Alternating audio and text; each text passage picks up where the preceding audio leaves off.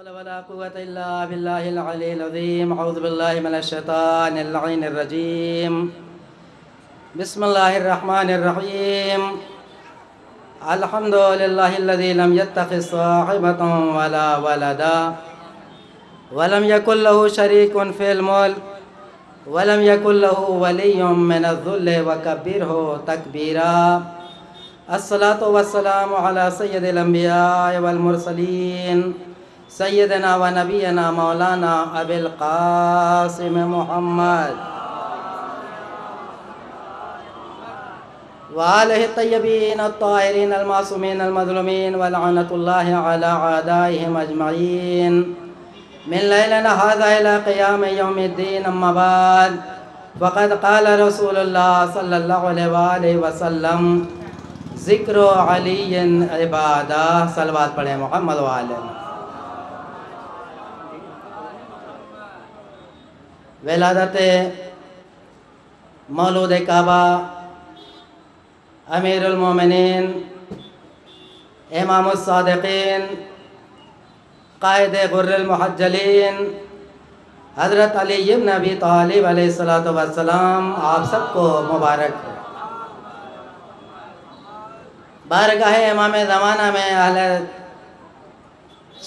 تشیع جہان کی طرف سے بہت بہت مبارک. نعرہ صلوات پڑھ.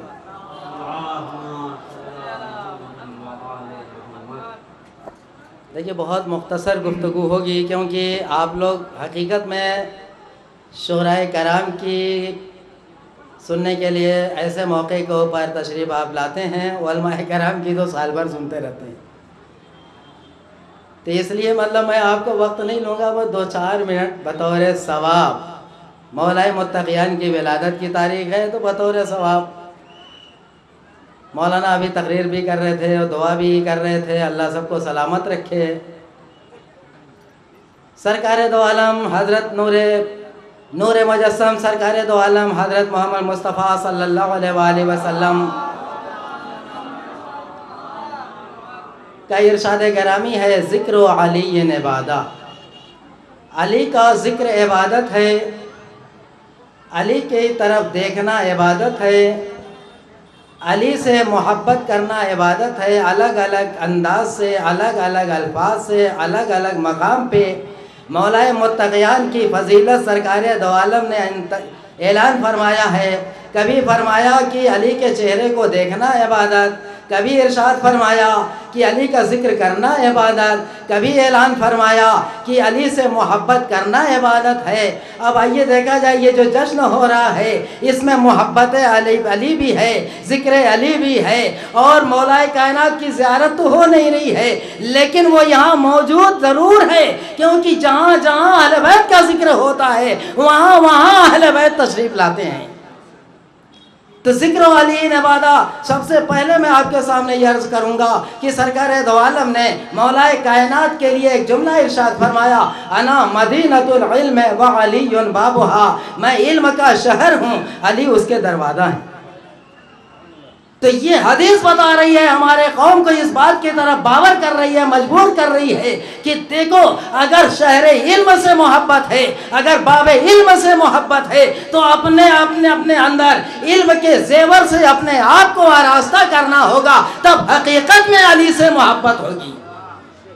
کیونکہ علم ہی کے ذریعے سے انسان کامیاب زندگی گزار سکتا ہے. علم کے لیے میرے مولا علی بن ابی طالب ارشاد فرماتے ہیں کہ رضینا قسمت الجبار فینا, رضینا قسمت الجبار فینا لنا علما وللجہال مالو. کہ اے پروردگار عالم میں تیری قسمت کے اوپر اس تقسیم کے اوپر میں راضی ہوں, میں خوش ہوں کہ تم نے ہمارے لیے علم کو معین کیا اور جاہلوں کے لیے تم نے مال کو معین کیا ہے. صلوات پڑھ دیں محمد وآلہ. مولا کائنات کی ولادت ہے, علم رسالت مآب شہر علم کے دروازے کی آج ولادت ہے, مولود کعبہ کی ولادت ہے. میں نے پہلے عرض کیا تھا میں بہت مختصر 2-4 منٹ صرف بطور ثواب. کب پیدا ہوئے میرے مولا؟ 13 رجب سن 30 عام الفیل بروز جمعہ خانہ کعبہ، عین خانہ کعبہ، تاریخ میں علی کی ذات کے علاوہ کوئی بھی ثبوت نہیں ملتا کہ کوئی اور وہاں کے اوپر پیدا ہوا ہو. یہ شرف صرف علی ابن ابی طالب کو حاصل ہے. اور وہ بھی کیسے؟ فاطمہ بنت اسد گھر سے تشریف باہر لے کے گئیں، درد ذہ میں مبتلا ہیں، دروازے خانہ کعبہ پہ تشریف لے گئیں، دیکھا کہ وہ مقفل ہے، درد میں اضافہ ہوا، دیوار کعبہ سے شکم مبارک کو مس کیا، دعا کیا، اے پروردگار عالم دیکھیے ہم لوگ جو دعا کرتے ہیں وسیلے سے، یہ سنت فاطمہ بنت اسد ہے. فاطمہ بنت اسد نے دیوار کعبہ، جدار کعبہ سے شکم مبارک کو مس کیا اور آواز دیا، اے پروردگار عالم ابراہیم پہ ایمان لا چکی، اسماعیل پہ ایمان لا چکی، یہ مولود کعبہ جو میرے بطن میں ہے اس کا واسطہ دے رہی ہوں، اے پروردگار عالم میری مصیبت کو آسان کر دے، میری مشکل کو آسان کر دے. یہ جملہ نکلا، جدار کعبہ میں شگاف پیدا ہوا. کوئی اور خاتون ہوتی تو خوف کے مارے سے وہاں سے واپس ہو جاتی. یہ اسد کی بیٹی ہیں، فاطمہ بنت اسد نام ہے، پیچھے ہٹنے کے بجائے اندر داخل ہوئی. پروردگار عالم نے پہلے سے ہی زچہ خانہ علی بنایا تھا، خانہ کعبہ کو زچہ خانہ علی بنایا تھا. فاطمہ بنت اسد اندر تشریف لے گئیں، وہ شگاف جو پیدا ہوا تھا وہ پھر آپس میں آ کر کے مل گیا، پھر آپس میں ملا. 3 دن تک فاطمہ بنت اسد خانہ کعبہ کے اندر نہیں. تیسرے دن سرکار دو عالم تشریف لے آئے اور آنے کے بعد آواز دیا، اے میری مادر گرامی، چچی تھی لیکن چچی کو محبت میں ماں کہہ کے پکارتی تھی. لائیے میرے بھائی کو، لائیے میرے خلیفہ کو، لائیے میرے جانشین کو. حضرت سرکار دو عالم نے ایک مرتبہ اپنے ہاتھوں کے اوپر اپنے بھائی علی ابن ابی طالب کو لیا، یعنی فاطمہ نے اپنے لال کو رسالت مآب کے حوالے کیا.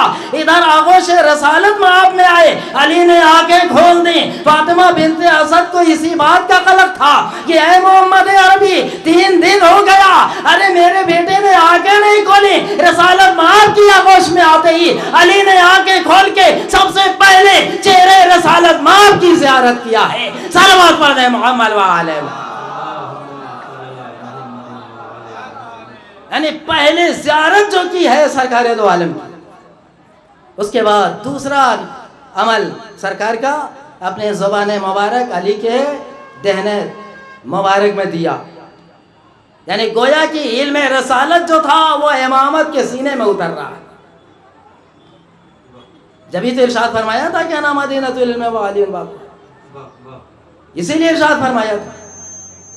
تو یہ علی کی ولادت ہوئی اور کتنے واقعات ہوئے، مجھے واقعات نہیں بیان کرنا ہے، بس 1-2 چیز کی مشکل کشا. میرے مولا کا ایک لقب ہے مشکل کشا، مشکل حل کرنے والا. اور وہ صرف انسانوں کی نہیں، جتنی بھی مخلوقات ہے اللہ کی، ساری مخلوقات کی میرا مولا مشکل کشائی کرتا ہے. جبریل آئے علی کی خدمت میں اور آنے کے بعد کہتے ہیں جبریل کہ یا علی پریشانی آ گئی ہے. علی نے کہا کہ مشکل کی بات کر رہا ہو، جس مشکل کو خدا نے پیدا کیا ہے اسی خدا نے مجھے مشکل کشا پیدا کیا. میرے سامنے مشکل کی بات مت کرو، بتاؤ تمہارا مقصد اور مسئلہ کیا ہے. جبریل نے کہا یا علی ایک بندہ آیا تھا آپ کی خدمت میں اور آ کر کے اس نے کہا تھا یا علی اس مردے کو زندہ کر دیجئے. اے علی میں نے دیکھا کہ آپ نے دعا کیا کہ اے پروردگار عالم اس مردے کو زندہ کر دے. مردہ زندہ ہوا. میں یہاں زمین پر تو یہ دیکھ رہا تھا کہ آپ دعا کر رہے ہیں، اور ایک جگہ اور میں وہاں عرش پہ دیکھ رہا تھا کہ آپ وہاں آرڈر چلا رہے ہیں، یعنی یہاں دعا کر رہے ہیں وہاں حکم چلا رہے ہیں.